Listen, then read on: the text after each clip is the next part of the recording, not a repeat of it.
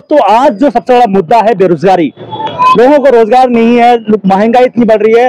तो मैं बात करता हूं बेरोजगारी पे पहले, चूंकि युवा आजकल बहुत बेरोजगार है, हर जगह टिकटॉक इसमें लगे हुए हैं, चूंकि से कोई काम नहीं है। आईपीएल मैच था तो करोड़ों लोग देख रहे थे। कि बेरोजगारी को कैसे सोल्व किया जा सकता है? देखो, बेरोजगारी स्वतंत्र भारत की सबसे बड़ी समस्या रही है और मैं मानता हूँ ये सरकारों का सबसे बड़ा मुद्दा भी रहा है। और ये एक ऐसा मुद्दा है जो सरकारें बना भी सकता है और गिरा भी सकता है। जिस तरह से आज 21वीं सदी में जो हम जी रहे हैं, तो आज डिजिटलीकरण और जो स्किल डेवलपमेंट है वो सबसे जरूरी है। जैसे कि हमने जो 1991 के बाद में एलपीजी रिफॉर्म किया था, तो एलपीजी रिफॉर्म के बाद सबसे बड़ी जो यदि न्याय थी वो यही थी कि हमें जो प्राइमरी सेक्टर है उसमें सबसे ज्यादा ग्रोथ करनी थी। लेकिन क्या हुआ, धीरे धीरे हमने उसका ओपनिंग की, तो उसके बाद में हम डायरेक्ट जो थर्ड उसमें सेक्टर है उसमें ज्यादा से ज्यादा इन्वॉल्व हो गए।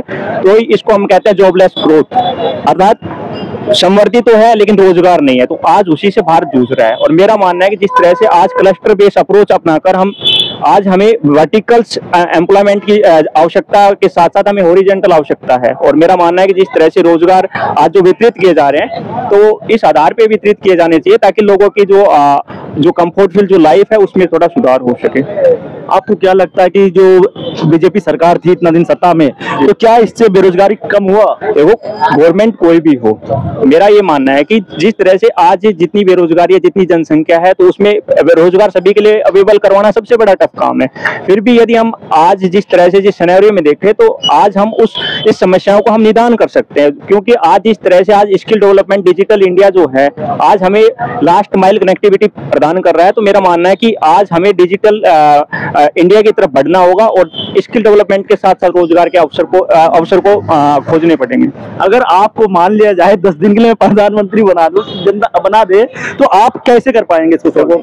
ये आपका बड़प्पन है। देखो, इस लोकतंत्र में सभी एक प्रधानमंत्री के लिए एक रोल निभाते हैं। तो मेरा यही है कि जिस तरह से आज रेडिकल चेंज करने की आवश्यकता है, आप एग्रीकल्चर ले लो या सबसे बड़ा जो आज भी सेक्टर बनकर उभर रहा है वो डिजिटल है। तो मेरा मानना है कि आज लोगों को स्किल से इम्प्रूवमेंट कर और हर जगह के ऊपर ज्यादा से ज्यादा लोगों को स्किल से जोड़कर और एक नए भारत का निर्माण करना चाहिए। तो महंगाई को कैसे आप सोल्व कर सकते हैं? देखो, महंगाई सबसे बड़ा मुद्दा रहा है, स्वतंत्र भारत के बाद भी ये सबसे बड़ा मुद्दा रहा है।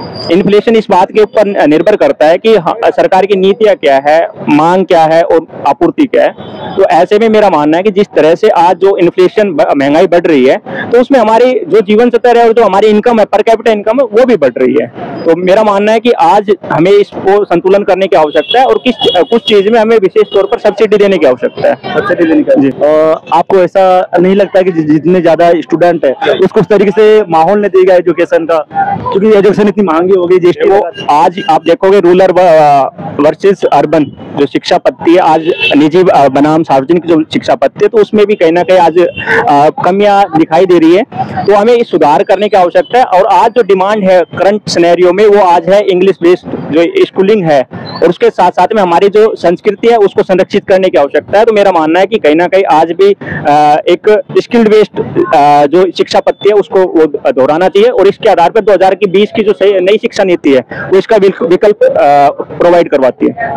Thank you so much sir बात करने के लिए। और आप सर क्या बताऊं, इसकी तारीफ क्या करूं, इनके पास है ना नॉलेज का भंडार है, समझे ना, इनसे जितना ले लीजिए इतना कम है, समझे ना।